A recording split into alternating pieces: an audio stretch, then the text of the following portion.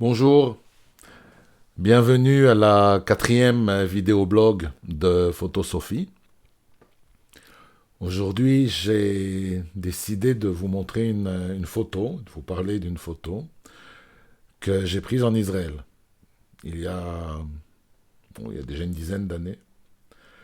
La voilà. Là, vous la voyez en petit dans son cadre 60 sur 60 cm, comme toutes les photos de Photosophie.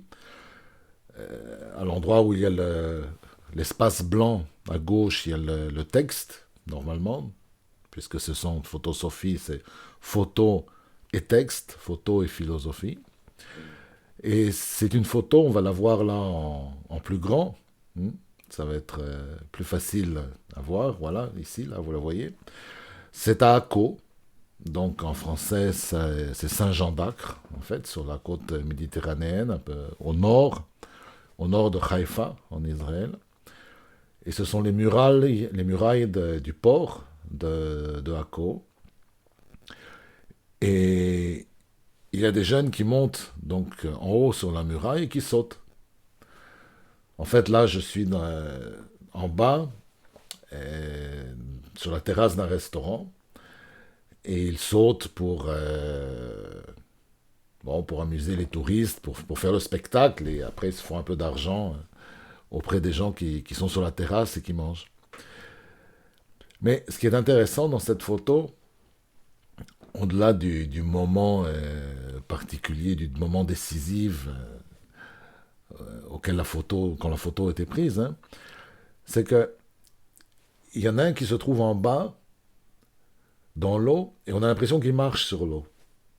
Bon, en fait, il y a un rocher qui affleure, il a les pieds sur le rocher, et comme la photo, en fait, est en deux dimensions, on ne voit pas très bien quelle est la distance, la profondeur, je dirais, entre celui qui saute et celui qui est en bas. Et on se demande si celui qui saute ne va pas s'écraser sur le rocher. En réalité, non.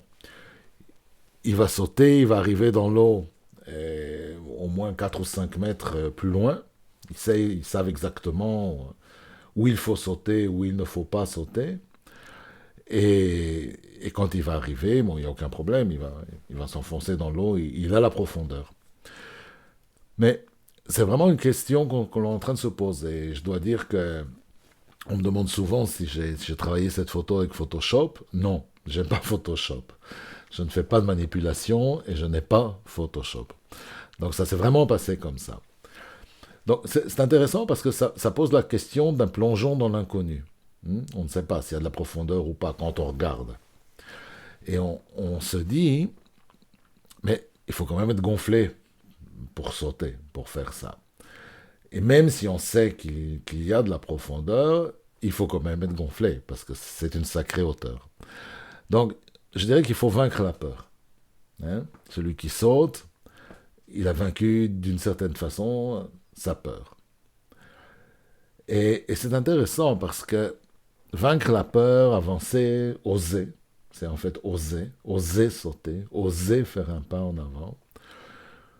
Oser, c'est toujours découvrir de nouveaux territoires. Ce n'est pas toujours physique. Oser découvrir de nouveaux territoires, ce sont aussi des territoires intérieurs. Par exemple, aller là où la conscience n'est pas encore allée. Et ne pas tomber, je dirais, dans le piège du connu, du confort. Il faut savoir prendre des risques de temps en temps pour aller de l'avant, pour découvrir autre chose. Parce que sinon on reste dans la sphère du connu, bon, ben, c'est confortable parce qu'on connaît.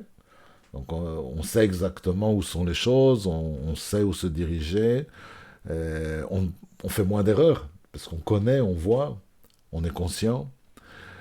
Mais en même temps, on n'élargit pas notre sphère de conscience.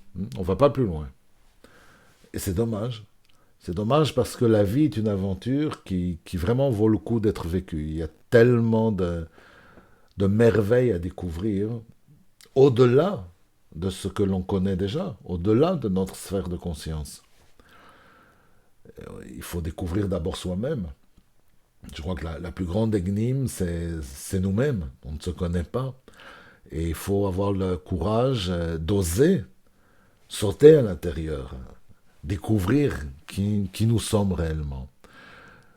Ensuite, il faut oser découvrir les autres, ne pas s'arrêter à leur apparence, à leur opinion, à leurs émotions, mais aller plus loin. Parler aux autres, je dirais, d'âme à âme, et non pas de masque à masque. Je ne parle pas des masques du Covid qui nous touchent tous en ce moment. Il faut aller vraiment plus loin, il faut aller au-delà du masque, hein, disons. Il y a tellement de choses à partager, il faut prendre le risque, je crois, de l'humanité. C'est un peu comme le mythe connu, ancien, de Platon, le mythe de la caverne.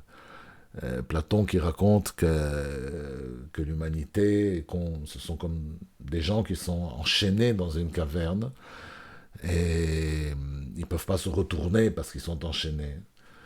Et dehors, à l'extérieur, il y a le soleil qui brille, la lumière, donc la conscience, hein, la sagesse, la vérité. Mais dans la caverne, il fait sombre, donc on ne voit pas la lumière du soleil, on ne voit pas la lumière de la sagesse, donc c'est l'ignorance. Et les gens sont enchaînés dans cette ignorance parce que il faut faire l'effort de se délivrer soi-même. Personne ne va venir nous délivrer. Il faut faire l'effort de se délivrer, de se lever, de rompre ces chaînes, de rompre nos propres, je dirais, nos propres subjectivités, nos propres opinions, d'aller découvrir le vrai, le beau, le réel, l'harmonie. Et il faut oser le faire.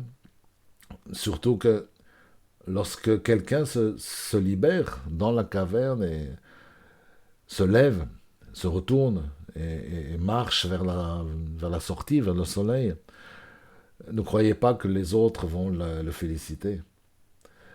Parce que si quelqu'un se libère, les autres vont penser que, oh, moi aussi je pourrais le faire. Puisque lui le fait, ça veut dire que moi je peux le faire. Et en fait, c'est plus confortable si personne ne le fait. Parce qu'on est comme tout le monde et on se justifie soi-même qu'il est impossible de se lever, de briser nos chaînes, parce que personne n'a réussi à le faire. Donc si quelqu'un le fait, on va pas tellement l'aimer. On va plutôt lui dire, mais qu'est-ce que tu fais? Tu crois que tu es différent des autres? Pourquoi tu te lèves? Rassis-toi, fais comme tout le monde et regarde le mur de la caverne, qui est en fait le mur de nos écrans télé ou Internet aujourd'hui, où il y a un déroulement sans fin des opinions et de l'ignorance. Donc, il faut prendre le risque. Il faut prendre le risque de se lever, il faut prendre le risque de briser nos chaînes, il faut prendre le risque de sauter, de faire un pas de plus et oser, simplement oser. Vous ne le regretterez pas. La vie est tellement riche, la vie est tellement pleine de merveilles à découvrir. Osez les découvrir, osez partir à l'aventure, osez vivre. Et c'est un peu, voilà, c'est ce que je voulais vous dire aujourd'hui. Là, vous avez, comme d'habitude, ici, mon email. Donc, comme d'habitude, si vous avez envie de m'envoyer des commentaires, de m'envoyer, de me dire ce que vous pensez, hein, de me parler d'un sujet auquel vous aimeriez que l'on touche, que je parle la prochaine fois. Donc, je vous en prie, je serai toujours content de recevoir vos commentaires et vos emails. Et puis, vous avez là, non, ça c'est l'email. Là, vous avez le site, vous le connaissez, puisque si vous voyez cette vidéo, c'est que vous êtes sur le site. Donc, merci d'être venu. C'est comme d'habitude un plaisir de parler avec vous, même sous cette forme de monologue. Je vous imagine derrière l'écran, derrière le masque. Et à bientôt hein, pour une prochaine vidéo, pour un nouveau blog de photos. Sophie, portez-vous bien.